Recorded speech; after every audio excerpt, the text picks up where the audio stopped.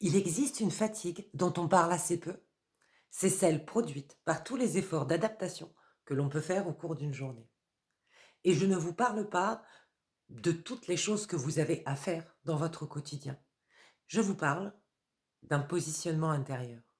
Lorsque l'on se met à surveiller ce que l'on ressent, à retenir ses émotions, à anticiper la réaction de quelqu'un ou à chercher les bons mots, dire oui quand on aurait voulu dire non, se demander si l'on n'est pas trop sensible et puis finalement se corriger en permanence. Pris séparément, tous ces gestes semblent minuscules ou insignifiants, mais notre corps, lui, les vit et les enregistre.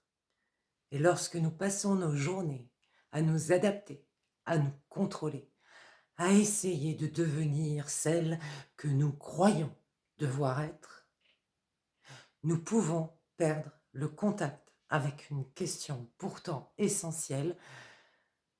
Qu'est-ce qui est vivant en moi, là, maintenant? Alors, dans mon accompagnement, je ne demande pas à une personne, en premier lieu, de changer. Je commence par l'aider à retrouver le contact avec son corps, avec ses sensations, avec ce qui l'habite réellement. Parce que il n'est pas possible de choisir de vivre autrement si l'on n'est pas en capacité de reconnaître l'espace depuis lequel on vit maintenant. Et c'est aussi ce que je vous propose dans la première traversée de mon carnet.